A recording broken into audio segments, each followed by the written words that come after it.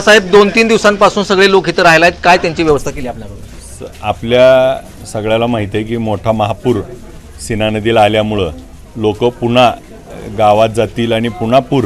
आजची आपल्या सगळ्याला धोक्याची घंटा म्हणजे पुन्हा एकदा त्या ठिकाणी सीनेच्या खोऱ्यामध्ये मोठ्या प्रमाणात पाऊस चालू झाला आहे. आपण बाहेर बघतो आपल्याला देखील पाऊस आहे आणि 27, 28, 29 3 दिवस खूप मोठ्या प्रमाणात पाऊस येणार असल्याची त्या ठिकाणी आपल्याला हवामान वेधशाळेने रेड अलर्ट दिला आहे.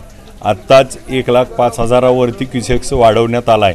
आता तो वाढवून 1.5 लाखापर्यंत दुपारपर्यंत जाईल असं वरच्या अधिकाऱ्यांनी सांगितलं आणि तो पुढं पाऊस जर नाही थांबला तर तो 2 लाखापर्यंत म्हणजे पुन्हा मागच्या वेळी जेवढं पाणी आलं होतं. त्यामुळे आपल्या माध्यमातून मी सर्वांना आव्हान करतो की आपण कुणीही जागा न सोडता जिथं आपल्याला आता isakal.com आहे देशातील नंबर 1 ची मराठी न्यूज वेबसाईट.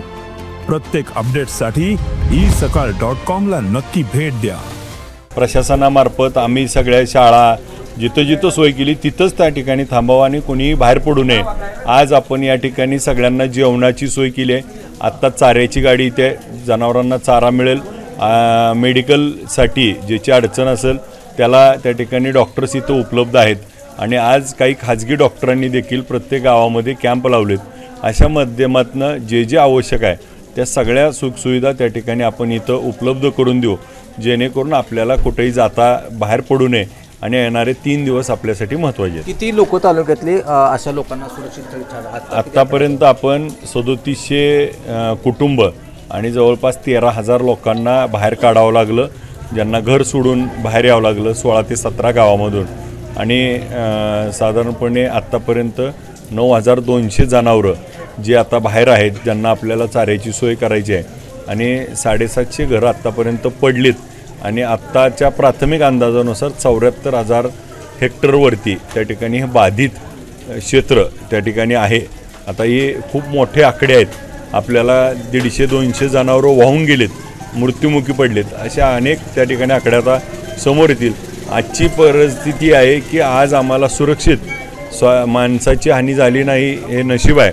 आज त्या ठिकाणी साप, विचू, काटे येत आहेत, स्नेक बाईटसारखे प्रकार होत आहेत. तर त्यामुळे सगळ्यापासून सुरक्षित सावध राहून आपल्याला हे 3 दिवस महत्त्वाचे आहेत. सदाभाऊ खोत आत्ता येऊन गेले लोकांनी मात्र संतप्त प्रतिक्रिया आक्रोश व्यक्त केला की तुम्ही 16 वर्षानंतर पुन्हा आमच्या गावाला भेट. अक्षरशः लोकांनी हाकलून दिले.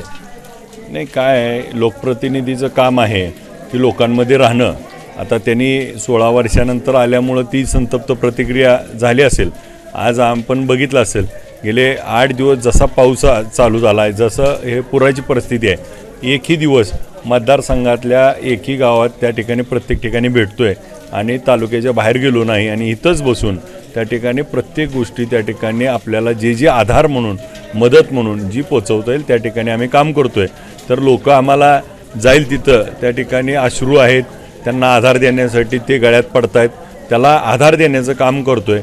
आणि दुसऱ्या बाजूला जर असं त्या ठिकाणी कधीतरी उगवल्यानंतर जी प्रतिक्रिया येते ती संतप्त. देश विदेशातील प्रत्येक घडामोडींचे लाईव्ह अपडेट मिळवण्यासाठी आता साम टीव्हीच्या सर्व सोशल मीडिया प्लॅटफॉर्मला लाईक, फॉलो आणि सबस्क्राईब करा. तसंच सर्व नोटिफिकेशनसाठी बेल आयकॉन प्रेस करायला विसरू नका.